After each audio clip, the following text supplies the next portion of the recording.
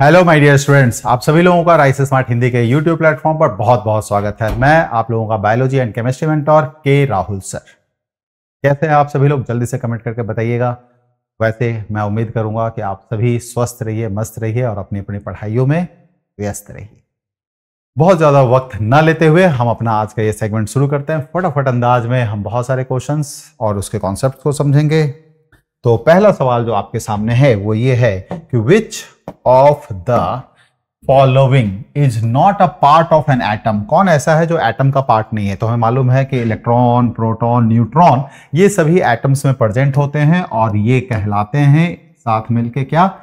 Fundamental particles. क्या कहलाते हैं भाई? फंडामेंटल पार्टिकल्स, यानी जिसे हम कहते हैं हिंदी में मूलभूत कण, या फिर इसे हम कहते हैं आधारभूत कण, ऐसा कहते हैं। लेकिन फोटोन, फोटोन क्या है? Unit of light. Unit of light, unit की जगह ऐसे समझ लो स्मॉल पैकेट। ये जो लाइट आपके और हमारे पास आ रही है, चाहे ट्यूबलाइट से आ रही हो या सनलाइट से आ रही हो, ये लाइट छोटे छोटे पैकेट्स के रूप में आता है, उसी को हमने कहा फोटोन। ठीक है भाई? तो ये एक एटम का पार्ट नहीं है। Next, 1 in every 200 infants born in India dies of diarrhea which is caused by। कहता है भारतवर्ष के अंदर जब 200 बच्चों का जन्म होता है तो 200 बच्चों में से एक बच्चे की मौत जो है वो डायरिया की वजह से हो जाती है। इस डायरिया का कॉजल ऑर्गेनिज्म क्या है, यानी ये किसकी वजह से होता है? बैक्टीरिया यानी जीवाणु की वजह से, रोटा वायरस यानी रोटा विषाणु की वजह से, अमीबा या फंगस यानी कवक की वजह से। तो ये होता है किसकी वजह से? Rota virus. बिल्कुल सही। नेक्स्ट क्वेश्चन, जल्दी से आप लोग फटाफट से आंसर करेंगे। ठीक है? तो हमें बहुत सारे क्वेश्चन, लगभग आप समझ लो 50 क्वेश्चंस करने हैं ऑलमोस्ट 50 मिनट्स के अंदर। तो इसलिए आप भी तेज रफ्तार से आंसर कीजिए, हम भी तेज रफ्तार से क्वेश्चन का एक्सप्लेनेशन करेंगे। Who discovered neutron in atom? James J Thomson. इनका क्रेडिट किसको जाता है? इलेक्ट्रॉन की डिस्कवरी का। जेम्स चैडविक, चैडविक किसका जाता है? न्यूट्रॉन की डिस्कवरी का। रदरफोर्ड किसकी? प्रोटॉन की डिस्कवरी का। न्यूटन, इन्होंने न्यूटन्स लॉ ऑफ मोशन ये सब दिया था, फिजिक्स में हम देखेंगे। तो हमारा यहां पर न्यूट्रॉन से पूछा गया है, तो यह है जेम्स चैडविक। इन्होंने न्यूट्रॉन की डिस्कवरी करी थी 1932 में डिस्कवर किया था। विच of the following is not an atomic particle? कौन नहीं है? Neutron, proton, deuteron, electron. तो ड्यूट्रॉन जो है वो इस एटम के अंदर का पार्टिकल नहीं है, बाकी सभी एटम के पार्टिकल्स हैं। Very good. Keeping pigs away from the human habitation helps in the elimination of sugar।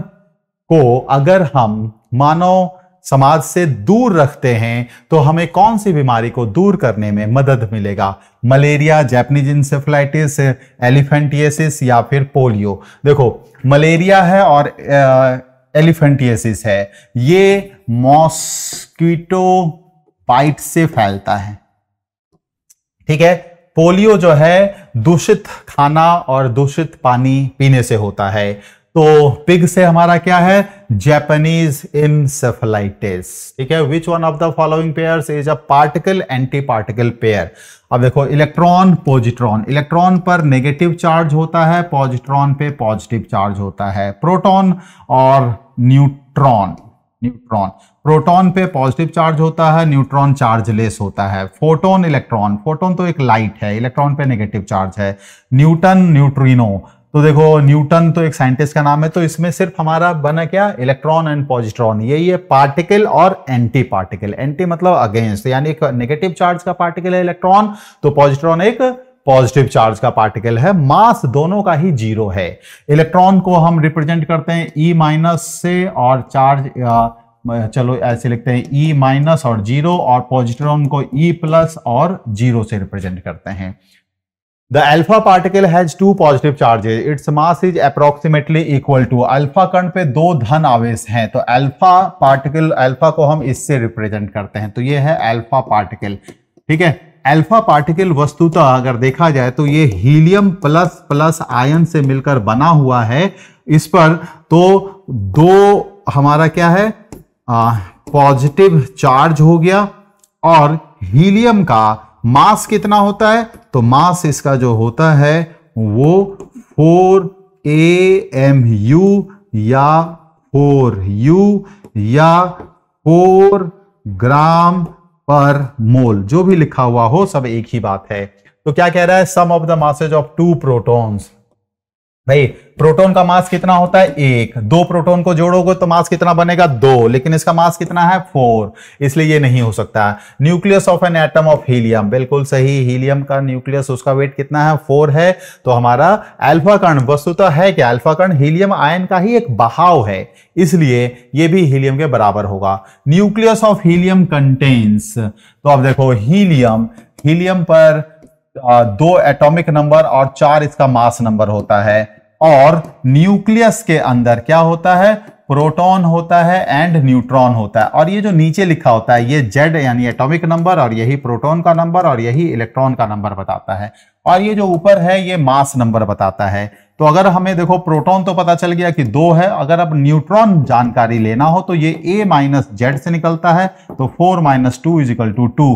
तो 2 प्रोटॉन 2 न्यूट्रॉन, तो न्यूक्लियस के अंदर कुल क्या हो जाएंगे? 2 प्रोटॉन हो जाएंगे और 2 न्यूट्रॉन हो जाएंगे। ठीक है भाई, चलिए। विच of the following disease can not be cured by antibiotics? इनमें से कौन सा ऐसा है जो एंटीबायोटिक्स के से क्योर नहीं किया जा सकता? लेप्रोसी यानी कुष्ठ रोग, टिटनस, जैसे लोहे हुए जंग लगे लोहे से कट जाता है, या फिर कोई मजदूर काम कर रहा है कहीं भी, इवन मान लो ईंट गिर गया हमारे बॉडी पर और उससे ईंट से कटफट गया, कैसे भी, तो टिटनस होता है, तो टिटनस का इंजेक्शन लगा लेना चाहिए। मिजिल्स यानी खसरा, कॉलरा, तो इसमें कौन सी ऐसी बीमारी है जो एंटीबायोटिक से दूर नहीं हो सकती? Can not be cured by, तो ये हमारा है मिजिल्स, खसरा। विच of the following has negative charge? किस पे नेगेटिव चार्ज होता है? अल्फा रे। अल्फा रे बेसिकली क्या होता है? Positive charge, alpha particle positive charge. Beta जो है ये माना जाता है फ्लो ऑफ इलेक्ट्रॉन्स, बीटा को क्या माना जाता है? फ्लो ऑफ इलेक्ट्रॉन्स, और इलेक्ट्रॉन्स पे कौन सा charge? Negative charge. Gamma ray आपका क्या है? चार्जलेस, कोई चार्ज नहीं होता, इसलिए नेगेटिव चार्ज का particle beta particle. The order of filling of orbitals in an atom is governed by, परमाणु के कक्षों में इलेक्ट्रॉन भरने का जो प्रक्रिया है उसको किसने बताया? तो ये बताया किसने? आउफबाउ प्रिंसिपल के अंदर। ठीक है, आउफबाउ एक जर्मन वर्ड है, एक जर्मन वर्ड, ठीक है, रुक जाओ भाई। तो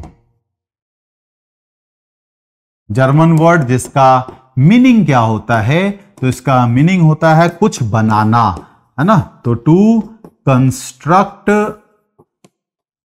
और टू बिल्डअप। ठीक है, तो टू कंस्ट्रक्ट या टू बिल्डअप, कुछ बनाना। तो यहां क्या है? इलेक्ट्रॉनिक कॉन्फ़िगरेशन बनाना, इलेक्ट्रॉनिक विन्यास बनाना। ठीक है, हाइजेनबर्ग्स अनसर्टेनिटी प्रिंसिपल ने क्या कहा था? हाइजेनबर्ग ने अनसर्टेनिटी प्रिंसिपल में कि किसी भी मूविंग माइक्रोस्कोपिक ऑब्जेक्ट यानी एक सूक्ष्मदर्शी पदार्थ का जो गतिशील अवस्था में हो, अगर हम उसका एग्जैक्ट पोजीशन और एग्जैक्ट मोमेंटम निकालना चाहते हैं, वो भी बिल्कुल एक्यूरेसी के साथ, तो ये इम्पॉसिबल है। बिल्कुल सही, डिफिकल्ट भी नहीं, इम्पॉसिबल है। हुंड्स रूल कहता है कि जो ऑर्बिटल्स होते हैं उसमें इलेक्ट्रॉन पहले एक एक करके भरा जाएगा, फिर उनकी जोड़ियां बनाई जाती हैं। जोड़ी बना के इलेक्ट्रॉन्स नहीं भरी जाती है ना, electrons are filled up singly at first and then pairing begins. And Pauli's exclusion principle ये कहता है कि किसी भी इलेक्ट्रॉन के लिए जब हम क्वांटम नंबर्स लिखते हैं तो वो सभी इलेक्ट्रॉन्स, किसी एक एटम के सभी इलेक्ट्रॉन्स के क्वांटम नंबर्स में भिन्नता होगी। कभी भी किसी भी दो क्वांटम नंबर, मतलब दो इलेक्ट्रॉन के क्वांटम नंबर्स एक जैसे नहीं होंगे अगर वो इलेक्ट्रॉन्स एक ही एटम को बिलोंग करता हो तो। और दूसरी बात, इन्होंने एक और स्टेटमेंट दिया कि एक ऑर्बिटल के अंदर दो से ज्यादा इलेक्ट्रॉन आप नहीं रख सकते। An orbital can not accommodate more than 2 electrons. बहुत ही बढ़िया। चलिए next, in the context of the molecule of a chemical element the magnetic quantum number is related to. Magnetic quantum numbers, तो देखिए क्वांटम नंबर्स, ये quantum physics के अंदर आता है तो क्वांटम नंबर्स जो होते हैं ये 4 तरह के होते हैं। क्वांटम संख्या, क्वांटम का कोई हिंदी ऐसा नहीं है, तो क्वांटम नंबर को हिंदी में क्या कहेंगे? क्वांटम संख्या। पहला आपका है प्रिंसिपल क्वांटम नंबर, जिसको हम n से रिप्रेजेंट करते हैं। दूसरा हमारा आ जाता है एजीमुथल क्वांटम नंबर, जिसे हम L से रिप्रेजेंट करते हैं। इसको अलग अलग कई और नाम भी दिया जाता है। तीसरा हमारा हो जाता है मैग्नेटिक क्वांटम नंबर, और इसे हम M या ML से रिप्रेजेंट करते हैं। And the fourth one is your spin quantum number, जिसे हम S या फिर MS से रिप्रेजेंट करते हैं। प्रिंसिपल क्वांटम नंबर साइज की बात बताता है। एजीमुथल क्वांटम नंबर एक कह सकते हो शेप, उसकी बात करता है ऑर्बिटल के शेप की। मैग्नेटिक क्वांटम नंबर उसके ओरिएंटेशन की बात करता है। तो आप ये समझ लो ओरिएंटेशन जो है वो किसकी बात कर रहा है? मैग्नेटिक क्वांटम नंबर की। शेप, शेप किसकी बात, शेप की बात कौन करता है? एजीमुथल। साइज, साइज की बात कौन करता है? प्रिंसिपल। स्पिन, तो ये तो नाम से ही पता चल रहा है, स्पिन क्वांटम नंबर स्पिन की बात करता है। ये चारों बस आप याद रख लीजिए, इन्हीं से सवाल घुमा फिरा कर आता रहेगा। Measles is caused bye, measles खसरा नाम की बीमारी किससे होती है? वायरस से, फंगस से, बैक्टीरिया से या फिर माइकोप्लाज्मा। माइकोप्लाज्मा भी एक तरह का बैक्टीरिया है जिसमें सबसे छोटी कोशिका, दुनिया की सबसे छोटी कोशिका माइकोप्लाज्मा होती है। ठीक है, तो मीजल्स वायरस के द्वारा होता है। What is the mass number of an element whose atom has 2 protons and 2 neutrons and 2 electrons. तो कहता है मास नंबर, मास नंबर को हम रिप्रेजेंट करते हैं A से, और A इज इक्वल टू होता है P प्लस N। तो प्रोटॉन भी यहां 2 है, न्यूट्रॉन भी 2 है, तो मास नंबर कितना हो जाएगा भाई? 4। इलेक्ट्रॉन का मास नंबर में कोई योगदान नहीं है।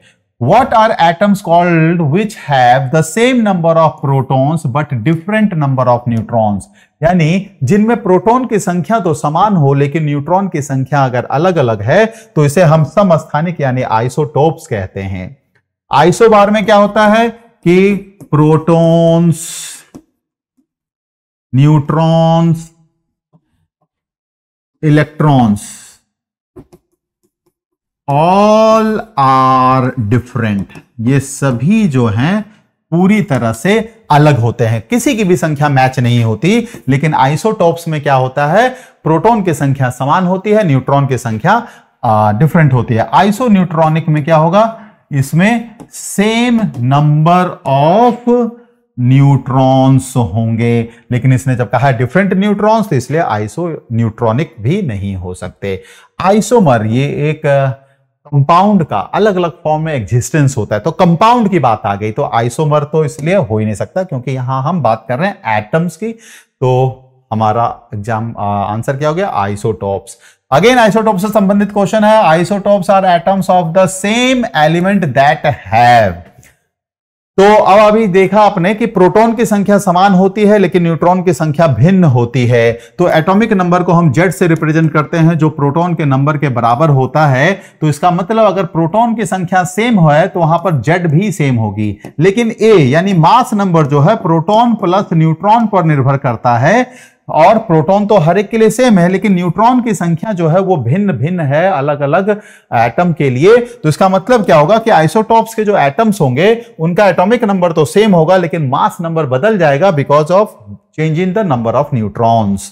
तो एटॉमिक वेट इनका डिफरेंट होगा लेकिन एटॉमिक नंबर हमारा इसका सेम होगा। जैपनीज इंसेफेलाइटिस किसके द्वारा होता है? वायरस के द्वारा होता है। रेडियो एक्टिविटी किसने डिस्कवर किया था? हेनरी बैक्वेरेल ने। किसने? हेनरी बैक्वेरेल ने, और एक्सीडेंटली डिस्कवर कर दिया था, यानी ये कर कुछ और रहे थे, हो कुछ और गया, तो फिर भी क्रेडिट चला गया हेनरी बैक्वेरेल को रेडियो एक्टिविटी की डिस्कवरी का। और अगर जो हेनरी बैक्वेरेल ने रेडियो एक्टिविटी की डिस्कवरी नहीं की होती तो आप ये समझ लो कि रदरफोर्ड ने न्यूक्लियस की भी डिस्कवरी नहीं की होती। क्यों? क्योंकि रदरफोर्ड ने न्यूक्लियस की डिस्कवरी के लिए अल्फा कण लिया था, और जो रेडियो एक्टिविटी होती है जिन एलिमेंट्स में उनमें अल्फा, बीटा, गामा, इसे कहा जाता है अल्फा, है ना? सिंबल को समझ लीजिए, और इसे पढ़ते हैं बीटा, और ये वाई जैसा जो लिखा है इसे पढ़ते हैं गामा।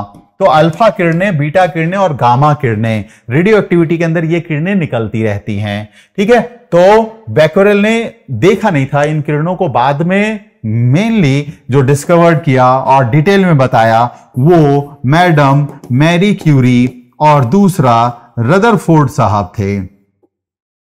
इसलिए ये दोनों ही यूनिट ऑफ रेडियो एक्टिविटी यानी रेडियो एक्टिविटी की इकाई के तौर पे माना जाता है। जैसे मास की इकाई केजी, लेंथ की इकाई मीटर, वैसे ही रेडियो एक्टिविटी की इकाई या तो क्यूरी या फिर रदरफोर्ड हम लेते हैं।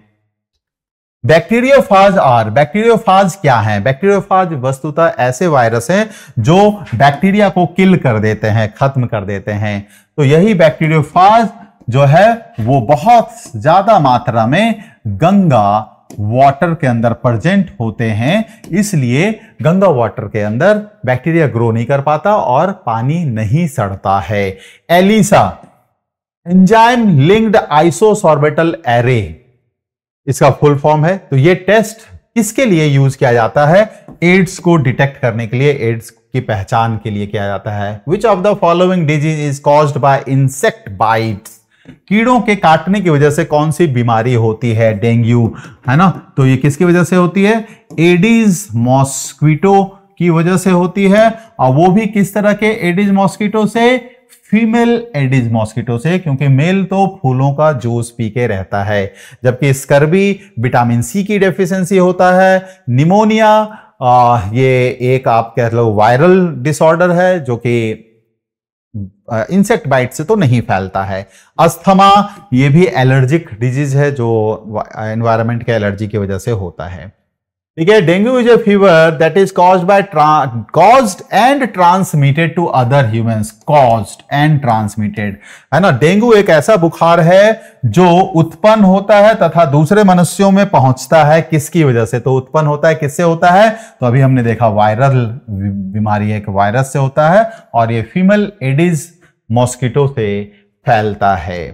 ठीक है, in dengue fever Which of the following is reduced in the human body? ये तो बहुत कॉमन है, हमारे आसपास बहुत सारे डेंगू के पेशेंट तो आसानी से दिख ही जाते हैं जब भी बारिश का मौसम होता है। क्यों? क्योंकि बारिश के मौसम में जगह जगह पानी अपने आप प्राकृतिक तौर से जमा हो जाता है और साफ पानी के अंदर ही डेंगू के फैलाने वाले मच्छर एडिस वो पनपते हैं, फैलते हैं। तो इसमें क्या होता है? ब्लड के अंदर प्लेटलेट्स की बहुत तेजी से कमी होने लगती है। प्लेटलेट्स जिसका एक महत्वपूर्ण रोल होता है, भूमिका होती है खून का थक्का बनाने में। ठीक है, तो खून का थक्का बनाने में इसकी जरूरत होती है। अगर प्लेटलेट्स की कमी होने लगेगी तो हमारा खून का थक्का सही से मतलब समय पर नहीं बन पाएगा, तो बहुत ज्यादा ब्लीडिंग हो जाएगी। येलो फीवर, पित्त बुखार, पीला बुखार जो है वो किसके द्वारा होता है? ना तो ये एयर से, ना वाटर से, ना हाउसफुल है। None of the above. Which of the following disease is not transmitted by tiger mosquito? निम्नलिखित में से कौन टाइगर मच्छरों द्वारा संचालित नहीं होता है? पित्त ज्वर, डेंगू, चिकनगुनिया और जापानीज इंसेफेलाइटिस। तो जापानीज इंसेफेलाइटिस इससे नहीं होता है। तो अब आप ये समझ लीजिए कि पित्त ज्वर यानी पीला बुखार, येलो फीवर जो पिछला क्वेश्चन हमारा था, तो ये किससे होता है? हाउस फ्लाई से नहीं होता, पानी और हवा से नहीं होता, ये टाइगर मॉस्किटो के बाइट करने से होता है। Hydrophobia is caused bye, hydrophobia एक बीमारी है ना। जब हमें पागल कुत्ता काटता है, पागल कुत्ते के काटने से होता है ये बीमारी, पागल कुत्ते के काटने से होता है। पागल कुत्ता के काटने से कौन सी बीमारी होती है? तो बेसिकली हम कहते हैं कि ये रेबीज है। ठीक है, स्पेलिंग में कभी हो सकती थोड़ी सी गड़बड़ी हो, तो रेबीज। तो रेबीज का ही दूसरा नाम हाइड्रोफोबिया दे दिया जाता है। हाइड्रोफोबिया का अर्थ होता है पानी से डर। फोबिया का मतलब होता है डर, फोबिया का मतलब होता है डर। हाइड्रो मतलब पानी, वाटर, पानी से डर। तो ये रेबीज नाम का जो बीमारी जो कि मंकियों के काटने से, कैट के काटने से, डॉग के काटने से इंसानों में हो सकता है अगर इनके अंदर रेबीज का वायरस है तो क्या है? हाइड्रोफोबिया वायरल बीमारी है। Disease caused by the inflammation यानी swelling of the membrane covered the brain and spinal cord. अब देखिए, ब्रेन को कवर्ड करने वाले मेम्ब्रेन को हम क्या कहते हैं? तो हमारे ब्रेन है, सबसे ऊपर तो ये खोपड़ी है, स्कल, जिसे हम क्रैनियल कह सकते हो कि क्रैनियम कहते हैं, स्कल, ठीक है। तो इसके अंदर ये मेम्ब्रेन जो होते हैं इसे हम मेनिंजेस कहते हैं, ठीक है। और 3 लेयर यहां पर इसका होता है ब्रेन में, मेनिंजेस के, और वो जो 3 कवर होते हैं, 3 लेयर की कवरिंग होती है, उसी को मिला के मेनिंजेस कहते हैं। उन्हीं मेनिंजेस में जब स्वेलिंग आ जाती है तो उससे मिलता जुलता टर्म यहां क्या है? मेनिंजाइटिस, इसलिए हम उसे मेनिंजाइटिस कहते हैं। ल्यूकेमिया ये ब्लड कैंसर है। पैरालिसिस पक्षाघात, यानी जैसे किसी के पैर हाथ में, मुंह भी कई बार टेढ़ा हो जाता है, एक नेताजी हैं उनका मुंह टेढ़ा है, बताइएगा। स्क्लेरोसिस पता नहीं, देख लीजिएगा भाई। Who discovered the atomic nucleus? अभी हमने चर्चा की कि गलती से ही सही, लेकिन हेनरी बैक्यूरेल ने रेडियो एक्टिविटी जैसे एक घटना का, एक फिनोमेना का पता लगा लिया और ये देखा कि कुछ ऐसे तत्व हैं जिनमें से अदृश्य किरणें निकल रही हैं। उन अदृश्य किरणों को बाद में गहनता से अध्ययन किया मैडम मैरी क्यूरी ने और रदरफोर्ड ने, और उसका नाम दिया अल्फा कण, बीटा कण और गामा कण। इसी के खोज के बाद मैंने आपको क्या बताया था कि रदरफोर्ड ने न्यूक्लियस की डिस्कवरी करी थी। तो इसलिए एटॉमिक न्यूक्लियस की खोज का श्रेय किसको जाता है? रदरफोर्ड को। In which of the following is the same type of atom found?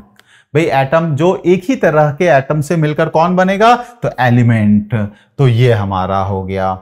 In a human disease, if a human disease spreads over a large area of the world, what is called? जैसे अभी आप देखो 2019 में Covid आया है ना, corona virus, जो क्या कहलाया? पेंडेमिक। पेंडेमिक क्यों? क्योंकि वर्ल्ड वाइड फैला।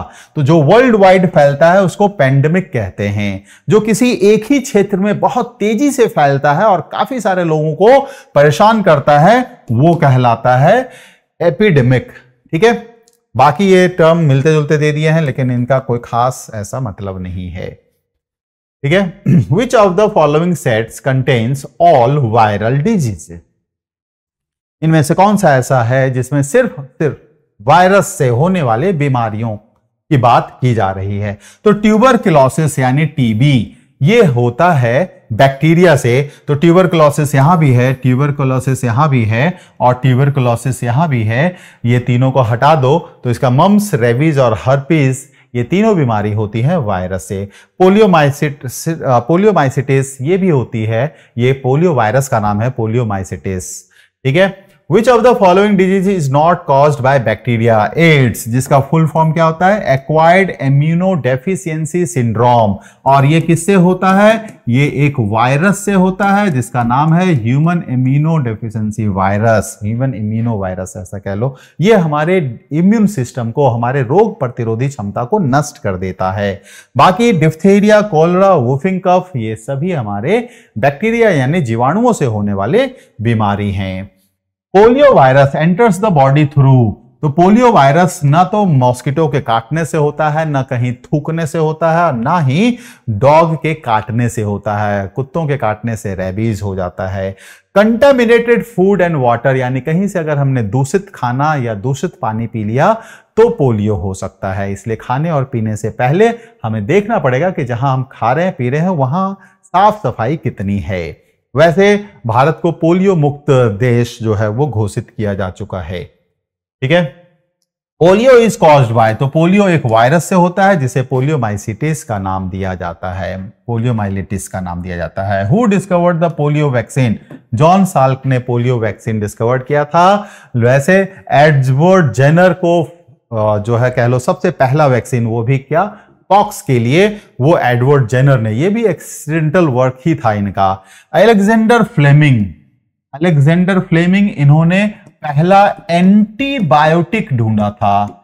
एंटीबायोटिक ये भी एक एक्सीडेंटल डिस्कवरी थी और एक फंगस पर ये काम कर रहे थे तो देखा कि उस फंगस के शरीर से कुछ ऐसे केमिकल निकल रहे हैं जो उसके आसपास के बैक्टीरिया को मार दे रहे हैं। उस फंगस का नाम था पेनिसिलियम नोटेटम और इसी के आधार पर उन्होंने उस केमिकल का नाम रखा पेनिसिलियम और इस तरह से पहला एंटीबायोटिक डिस्कवर्ड हुआ और डिस्कवरर गलती से ही सही लेकिन बन गए अलेक्जेंडर फ्लेमिंग। 1945 के आसपास में इनको इनकी डिस्कवरी खोज के लिए एक्सीडेंटल खोज के लिए नोबेल प्राइज दिया गया। ठीक है। Polio vaccine was first prepared by, polio vaccine किसने तो अभी कहा जॉन साल्क ने। ठीक है। एलरिच का काम जो है इसको आप ये कह लेंगे ये एंटीबायोटिक पर ही था, एंटीबायोटिक। और ये सिफिलिस एक कह सकते हो क्या है सेक्सुअली ट्रांसमिटेड इंफेक्शन है सिफिलिस गोनोरिया। तो ये बीमारी पर ये काम कर रहे थे तो वहीं पर ये पॉल एलरिच। ठीक है। तो ये पॉल नहीं है पॉल PAUL पॉल एलरिच इस पर काम कर रहे थे। लुइस पाश्चर इन्होंने पाश्चराइजेशन प्रोसेस दिया था जिसमें हम किसी भी द्रव को उच्च तापमान तक गर्म करके फिर उसे तेजी से ठंडा करते हैं। इसकी वजह से उसके अंदर के सारे बैक्टीरिया मर जाते हैं, फिर उसकी पैकिंग कर दी जाती है। जैसे कि हमारे आपके पास जो पैकेट वाले दूध आते हैं उस पर लिखा होता है पाश्चराइज्ड मिल्क, पाश्चरीकृत दूध। इसी को लुइस पाश्चर ने डिस्कवर किया था, लुइस पाश्चर का। ठीक है। जोसेफ लिस्टर पता नहीं। Salk vaccine is related to which of the following disease, तो भैया ये डिजीज किसके लिए था पोलियो वायरस के लिए। For which of the following disease the government of India has decided to give bivalent ORV oral rehydration vaccine instead of trivalent. तो बिल्कुल सही। तो देखिए पोलियो जब भारत में डिटेक्ट हुआ तो पोलियो के 3 स्ट्रेन मिले। ठीक है। पोलियो के 3 स्ट्रेन देखने को मिले, टाइप 1, टाइप 2 और टाइप 3, T2 T3 ऐसा। लेकिन बाद में जो है 1999 के बाद जब इरेडिकेशन शुरू हुआ, पोलियो का ट्रीटमेंट शुरू हुआ, लेकिन तो ये देखो पोलियो के 3 वायरस उस समय कह सकते हो इंडिया में एक्टिव थे। तीनों में से किसी एक वायरस के अटैक से पोलियो होता था। तो पोलियो के अंदर तीनों वायरस को मारने वाला एक केमिकल मिलाया गया था, इसलिए उसको कहा गया ट्राइवेलेंट। बाद में फिर देखा गया कि ये टाइप 2 खत्म हो चुका है। 1990 के बाद सिर्फ टाइप 1 एंड टाइप 3 ही भारत के अंदर देखा जा रहा था। अब सिर्फ 2 ही तरह के वायरस थे, इसलिए भारत सरकार ने कहा कि भाई अब तीसरा वायरस खत्म हो गया तो अब उसको भी उसकी भी दवा पिलाई जाए। तो सिर्फ अब इस 2 वायरस को मारने के लिए किया गया। तो देखो बाई का मतलब क्या होता है, बाई का मतलब होता है 2 और ट्राई का मतलब क्या होता है 3। अब वो आप ट्राई जो टेलीफोन रेगुलेटरी वाला सिस्टम है उस पर मत जाइएगा। तो ठीक, तो ये किससे संबंधित हो गया भाई, पोलियो से संबंधित हो गया। The pathogen responsible for common cold, तो ये कौन सा है राइनो वायरस। राइनो वायरस का मतलब हुआ कि जिसके अंदर जेनेटिक मटेरियल जो है, जेनेटिक मटेरियल ये हमारा RNA होता है। ठीक है, RNA। और ये आपका बेसिकली कहलाता है reovirus. The cause of liver disease hepatitis B, तो हेपेटाइटिस बी किसकी वजह से होता है, DNA वायरस की वजह से होता है, RNA वायरस की वजह से नहीं होता। Which microorganism caused hepatitis B, तो अभी देखा वायरस, चाहे वो DNA या RNA, लेकिन वायरस था और स्पेसिफिकली DNA वायरस की मदद से हो रहा था। The organ of human body directly affected by hepatitis, तो हेपाटाइटिस 2 वर्ड से मिलकर बना है। हेपा का मतलब होता है लीवर और आइटिस का मतलब होता है स्वेलिंग। आइटिस का मतलब क्या होता है, स्वेलिंग। तो लीवर में स्वेलिंग, तो हेपेटाइटिस किसको अफेक्ट कर रहा है, लीवर को, लीवर में सूजन ले आता है। जैसे अपेंडिक्स में जब सूजन हो जाती है तो हम क्या कहते हैं, अपेंडिसाइटिस, है ना। तो यहां भी क्या है, ये देखो इसको देखो अलग कर लो, ITIS। तो ITIS का मतलब होता है स्वेलिंग। तो अपेंडिक्स के अंदर स्वेलिंग तो उसे अपेंडिसाइटिस कहते हैं। ठीक है। Which of the following disease is caused bye a virus, इनमें से कौन सा ऐसा है जो वायरस से होता है? तो अभी हमने देखा हेपेटाइटिस जो डीएनए वायरस से होता है। Which of the following pair is incorrect, यहां पर कौन सा ऐसा जोड़ा है जो गलत है?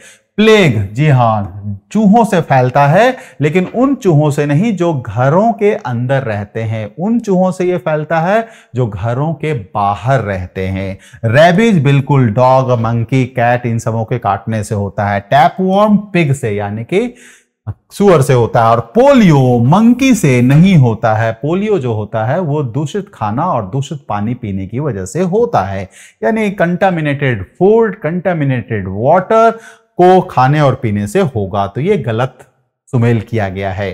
The components of atomic nucleus is, atomic nucleus, nucleus के अंदर कौन सा होता है भैया? प्रोटॉन और न्यूट्रॉन होता है न्यूक्लियस के अंदर, और इलेक्ट्रॉन उसके चारों तरफ गोल गोल एक फिक्स ऑर्बिट पर चक्कर लगाता रहता है। ठीक है। तो एटॉमिक न्यूक्लियस यानी कि परमाणु के नाभिक के अवयव क्या है? प्रोटॉन है और न्यूट्रॉन है। HIV AIDS disease is not spread through, HIV human immuno deficiency virus जिससे कि बीमारी होती है एड्स, इसके फैलने के कई कारण हैं, लेकिन उनमें से कई कारण में से एक कारण जो निश्चित तौर पे नहीं है वो है मॉस्किटो बाइट। मॉस्किटो बाइट यानी मच्छरों के काटने से एड्स नाम की बीमारी नहीं फैलती है। गनीमत है कि ऐसा नहीं होता है, अदरवाइज बहुत सारे पेशेंट एड्स से ग्रसित होते, है ना। तो HIV इन्फेक्टेड ब्लड अगर एक किसी को चढ़ा दिया गया है तो हो जाएगा। यूज ऑफ अनबॉइल्ड निडल्स यानी कि स्टरलाइज्ड निडल नहीं किया गया। जैसे इंजेक्शन के लिए जो निडल है तो एक ही पेशेंट से, एक ही निडल से कई पेशेंट को इंजेक्शन दे रहे हैं, उसको स्टरलाइज नहीं कर रहे हैं, या फिर निडल ही बदल डालो, ना रहेगा बांस ना बजेगी बांसुरी, और निडल नहीं बदल रहे हैं तो उसको स्टरलाइज करना चाहिए। तो आजकल डिस्पोजेबल सिरिंज आ रहे हैं, एक बार इंजेक्शन दिया उसको तोड़ा और फेंक देते हैं, दोबारा उसको यूज करने की बात ही नहीं आती है। अनप्रोटेक्टेड सेक्स, असुरक्षित यौन संबंध से भी एड्स के फैलने का खतरा रहता है, लेकिन वो तब होगा जब हमारा पार्टनर पहले से ही एड्स से इन्फेक्टेड है। और अगर ऐसे पार्टनर के साथ असुरक्षित यौन संबंध बनाते हैं तो हमें भी एड्स होगा। लेकिन मच्छरों के काटने से नहीं होता है, साथ खाने से नहीं होता है, कपड़े वगैरह जैसे टॉवल वगैरह हम शेयर कर रहे हैं एक दूसरे से तो उससे नहीं होता है, छींकने, खांसने, थूकने से नहीं होता है। इसलिए एड्स जो कई काफी खतरनाक बीमारी है, लेकिन उतनी तेजी से नहीं फैला जितनी तेजी से कोविड फैला। बिकॉज कोविड के फैलने की जो वजह थी बहुत ही साधारण सी थी कि छींक से, ये एयर के माध्यम से, वाटर, वो छोटे छोटे ड्रॉपलेट्स के माध्यम से फैलता था, छूने से फैलता था। इसलिए छूना मतलब हमने जैसे मान लो ये अब हाथ में आ गया, अब हमने हैंडशेक किया और वो फिर हमने माउथ के आसपास ले लिया तो फिर वो हमें हो जाता था।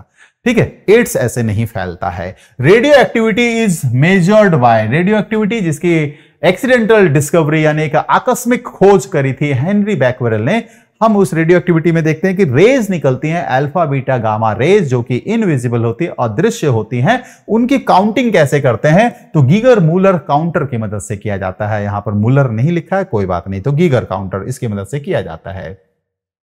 Consider the following conditions of A diseased human body. एक इंसानी शरीर है जिसमें इस तरह के आपको सिम्टम्स देखने को मिल रहे हैं कि स्वेलन लिम्फ नोड्स, सूजे हुए लसिका पर, नाइट स्वेट्स, रात में पसीना आ रहा है, लॉस ऑफ मेमोरी, धीरे धीरे याददाश्त हमारी कम हो रही है, वेट लॉस, हमारा वजन धीरे धीरे कम हो रहा है। तो कहता है which of the followings are symptoms of AIDS. ये 4 सिम्टम्स आपके सामने दिए हुए हैं। अगर किसी को एड्स है तो इन चारों में से कौन कौन से सिम्टम्स उसे हो सकते हैं? चारों ही हो सकते हैं, 3 हो सकते हैं, 2 हो सकते हैं, या सिर्फ एक भी हो सकता है। लेकिन यहां पर आर जब लिखा है तो एक से ज्यादा तो डेफिनेटली होगा। तो ये चारों ही सिम्टम्स एड्स के पेशेंट में देखने को मिलता है। डिजीज कॉज्ड बाय HIV, अभी देखा तो HIV कौन सा बीमारी? Acquired immuno deficiency syndrome. Acquired का मतलब ऐसी बीमारी जो हमें लाइफ में होती है। एक होता है जन्मजात बीमारी और एक होता है जन्म के बाद किसी भी स्टेज में हमारे शरीर में बीमारी आना, तो उसको हम कहते हैं एक्वायर्ड।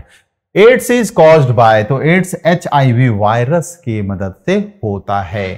ठीक है भाई, चलिए बहुत ही बढ़िया। तो ये सेशन कैसा लगा कमेंट करके जरूर बताइएगा।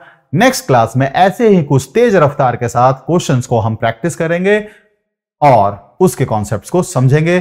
तब तक आप लोग अपना स्वास्थ्य का ध्यान रखिए, खाने पीने का ध्यान रखिए, स्वस्थ रहिए, मस्त रहिए, अपनी अपनी पढ़ाई में व्यस्त रहिए। Thank you very much.